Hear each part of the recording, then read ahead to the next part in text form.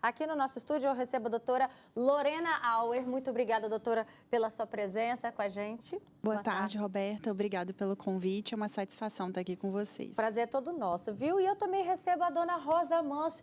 Fui ligar para a dona Rosa hoje para saber se estava tudo bem. Ela é telespectadora do programa. Sabe o que ela me disse?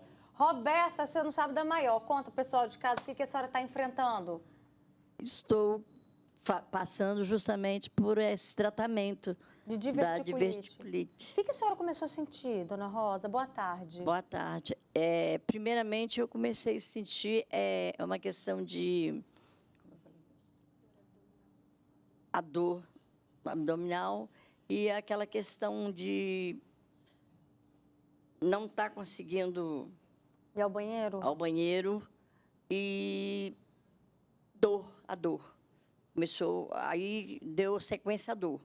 Mas como eu tinha ido ao médico anteriormente, ele até fez o exame, olha, acho que é gases. Me medicou, é uma medicação para tomar para gases. Só que não estava resolvendo nada, e eu continuei com a dor e cheguei a ficar alguns dias insistindo que poderia ser realmente o que ele tinha dito, era gases, mas não foi gases, não. Doutora, essa é uma confusão muito comum que acontece. Tudo que acontece aqui, tudo se resume a gases. Mas como é que a gente começa a perceber a diferença? Então, a diverticulite é uma dor que se concentra normalmente, o mais frequente aqui do lado esquerdo, na parte do abdômen inferior, tá? Gases, às vezes, vai movimentando de um lugar para o outro, a gente sente, às vezes, até essa movimentação toda.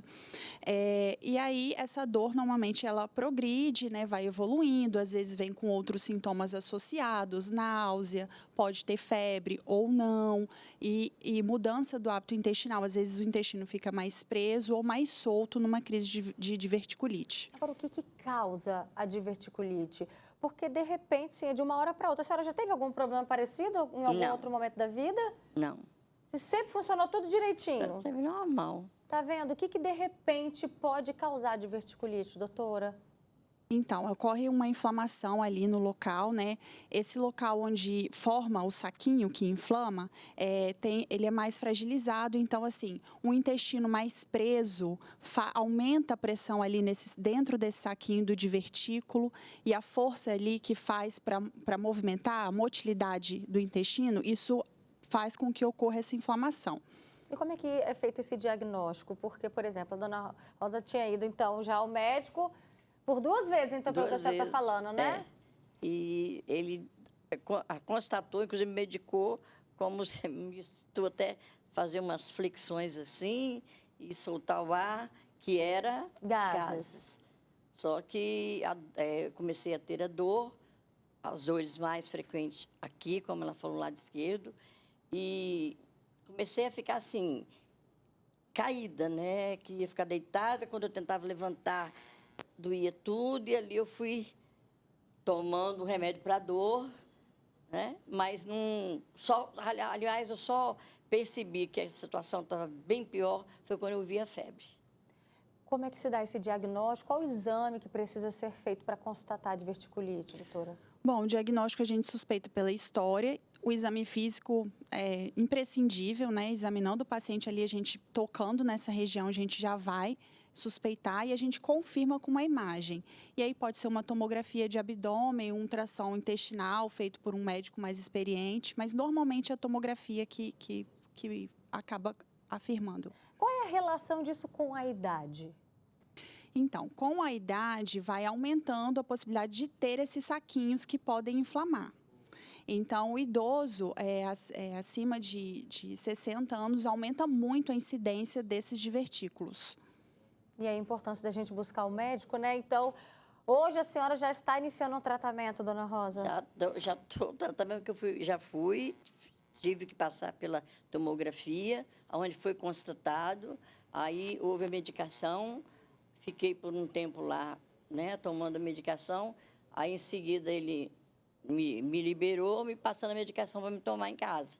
Foi aonde que eu consegui, passando a dor, mas eu ainda tenho um certo receio, assim, porque ainda sinto aquelas fisgadas, porque estou tomando a medicação ainda, mas sinto aquela fisgada ainda no local, como eu falei para a doutora, e a gente fica com receio, porque a gente não sabe se...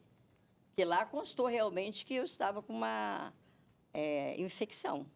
Olha só, doutora, tem um relato que chegou para a gente. Ô, Roberta, meu nome é Anabel, eu tenho 54 anos. E, às vezes, eu tenho essas crises de diverticulite. Aí, minha amiga, eu tenho que correr para o hospital e ficar tomando remédios direto na veia. Tem graus, né, doutora? A gente está vendo aqui um caso da doutora Rosa, da dona Rosa, que ela está tratando em casa. E tem situações mais graves e que a pessoa precisa tratar no hospital? É isso?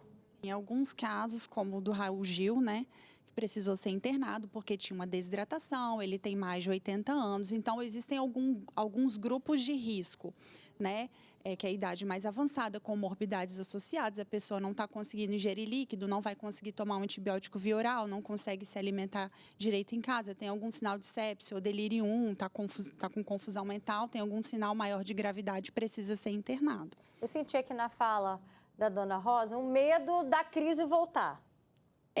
Eu tenho mesmo, porque eu vou ser sincera para você, Roberta, eu nunca gostei muito de hospital, nunca gostei muito de estar indo a médico. A minha filha me chama muita atenção sobre isso, porque, sinceramente, quando eu bati no hospital dessa vez agora, meu filho me levou, é porque eu já não estava aguentando, mas não tinha mais condição.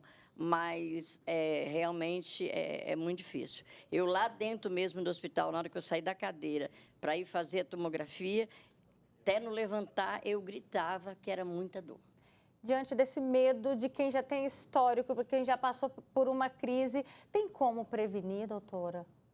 Tem prevenção, sim. A alimentação é fundamental nesses casos. Ingerir bastante fruta, verdura, legumes, folhosos, cereais, beber bastante água, fazer com que seu intestino funcione de forma mais regular, não fique com o intestino tão preso.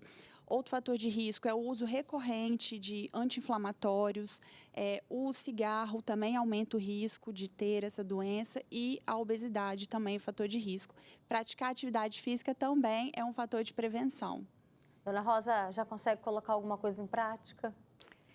Bem, Roberta, a minha vida eu acho que já é como se fala, é uma educação física já andando para lá e para cá. Porque eu ando muito na onde que eu moro e tudo. Mas não é a mesma coisa, como ela disse. Uma situação de... Hoje eu estive até conversando com o vizinho meu e falou, vamos para a academia comigo, vamos para a academia comigo. Ele hoje falando comigo. Então, eu vou sim, porque os exercícios eu acho que ajudam muito. Tanto é que, de vez em quando, eu faço em casa sozinha, eu levanto as pernas, eu balanço o pé, eu mexo com as coisas, eu gosto muito de rodar bambolê. Então, isso aí, quando eu faço alguma coisa desse nível, eu sinto melhor, com certeza. E a alimentação? Agora, mais fibras, igual a doutora ressaltou aqui? A alimentação minha, eu vou ser sincera para você.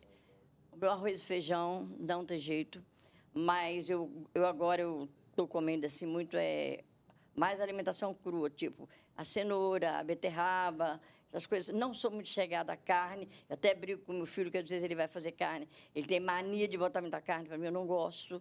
Então, eu não sei fazer aquele regime que, como ela diz, que o médico passa. Ele não passou para mim, mas eu não consegui fazer esse regime ainda não. Como ela falou, folhas, por exemplo, essas coisas, eu gosto. Mas eu não sei se talvez aquele arroz e aquele feijão seja uma das consequências que eu talvez deveria tirar um pouco. Isso aí, para mim, é complicado. Doutora, só para responder rapidamente, ela tem problema o arroz e o feijão? Não, o segredo ali é variedade. Pode comer o arrozinho com feijão, mas aí coloca, né, as fibras juntos, que não tem problema nenhum. Agora, na crise, a dieta não é assim. A gente faz uma dieta de repouso intestinal, né? Que é uma dieta com líquido e líquido pastosa. As fibras a gente entra quando encerra a crise. Para prevenção. Para prevenção. Tá certo, doutora Lorena. Obrigada pela sua participação.